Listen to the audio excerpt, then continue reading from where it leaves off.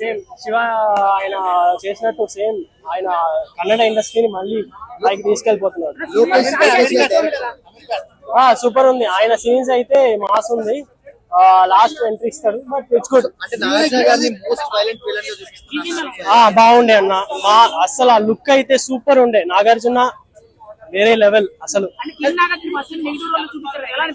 బాగుండే. మాకు తమిళ ఆడియన్స్ కి కొత్తగా అనిపించింది. It's good.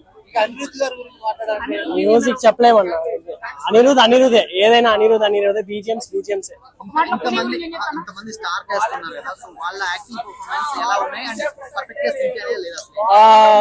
నాకు మొత్తం స్టార్ క్యాస్ట్ ని అయితే బాగానే వాడుకున్నారు. ఎవరికి నార్మల్ రోల్ అయితే ఇవ్వలేదు. ఎవ్రీవన్ యూస్ఫుల్ రోల్ ఇచ్చారు. స్టోరీ వైజ్ బాగుంది.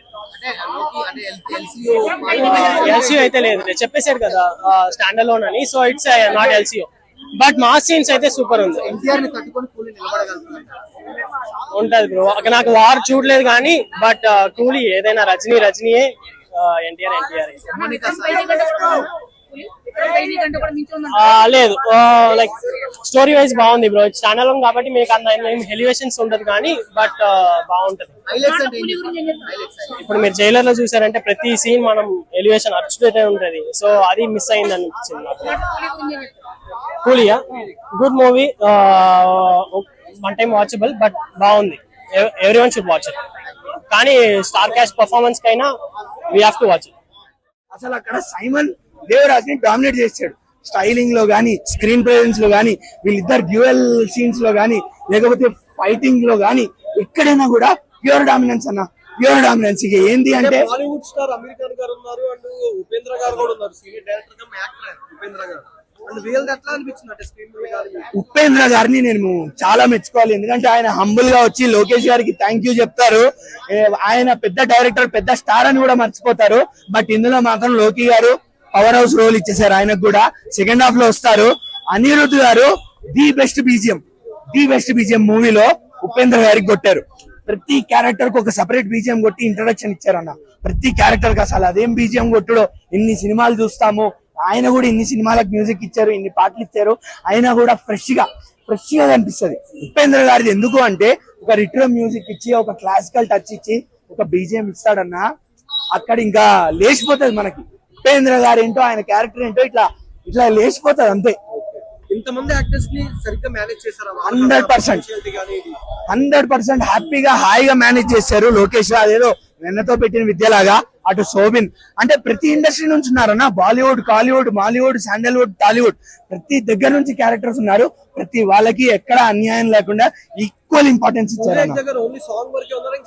పూజా హెగ్డే గారు only glamour appearance, only song కోసమే, ఓన్లీ కుర్రగారు కోసమే. మౌనిక అన్నప్పుడల్లా మనం ఎగరడానికి, మంచిగా ఎంజాయ్ చేయడానికి.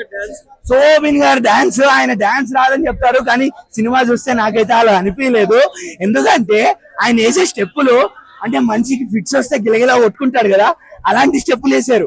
కానీ అది కూడా డాన్స్ లాగా అనిపించింది మనకి, ఒక గ్రేస్.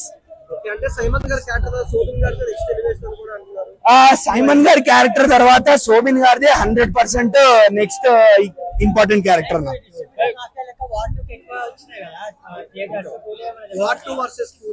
వార్ 2 వర్సెస్ కూలీ ఈ August 15th కి జరిగే ఫ్రీడమ్ ఫైట్ లో కూలీలకి ఫ్రీడమ్, కూలీలందరికీ ఫ్రీడమ్.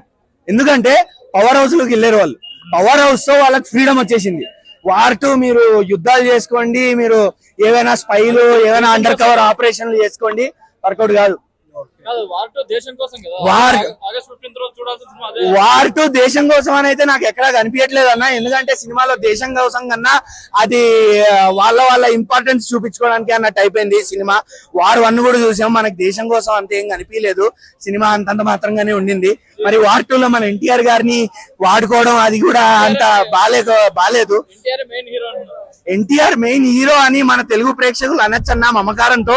కానీ నాకైతే ఎన్టీఆర్ గారిని ఏదో ఇలాగా ఏమంటారు, వార్ 2 ని కేవలం సౌత్ బెల్ట్ లోకి పంపడానికి, జనాల మీద రుద్దడానికి ఎన్టీఆర్ గారిని వాడుకున్నట్టు అనిపిస్తుంది.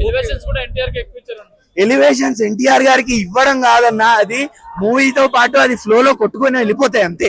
అది ఎన్టీఆర్ గారికి సెపరేట్ గా ఎలివేషన్స్ ఇచ్చినట్లేదు. ఓవరాల్ గా కూలీ రేటింగ్ మాత్రం నేను 4 ఇస్తా.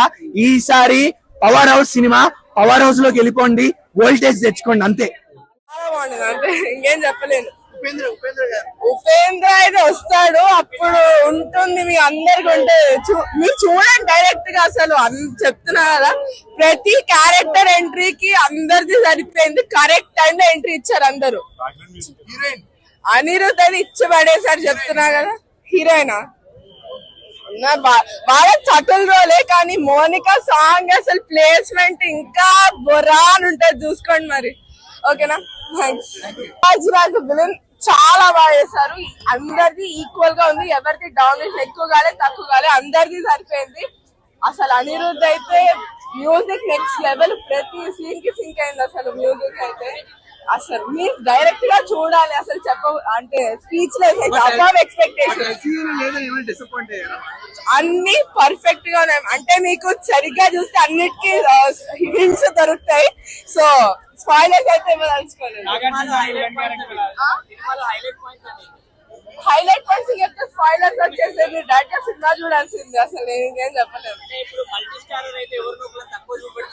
అలా ఏం లేదు, అందరు ఈక్వల్ ఉంది, ఎవరు డామినెన్స్ చూపి అందరు ఈక్వల్ క్యారెక్టర్స్, అందరు చాలా బాగా చేశారు. ప్లస్ క్యారెక్టర్ ఎంట్రీ కూడా కరెక్ట్ గా ఉండింది, ఇంకేం ఎక్కువ కాలే తక్కువ కాలే. చాలా బాగా చేశారు. హీరో కంటే విలన్ గా చాలా బాగా చేశారు. అలా నేనేం అల్లేస్తారు కాంట్రవర్సీ లేదు చెప్పండి. అరే కాంట్రవర్సీ చేయకండి చాలా జాలిక. మీరు నేనైతే 10/10 ఇస్తా.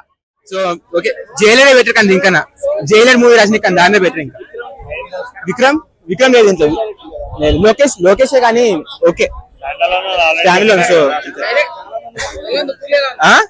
బానే ఉంది సినిమా.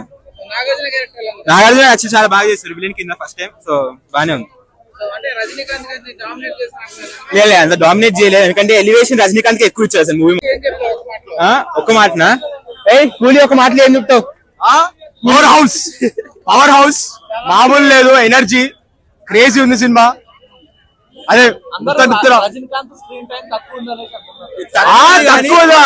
కొంచెమే ఉంది కానీ ఎలివేషన్ క్రేజీ ఉంది. మామూలు లేదు సినిమా, పిచ్చ వచ్చిందండి. పోవచ్చు, క్రేజీ మూవీ. లేదండి ఏం లేదు, నిజంగానే బాగుంది సినిమా. వన్ టైం వాచ్ అంతే.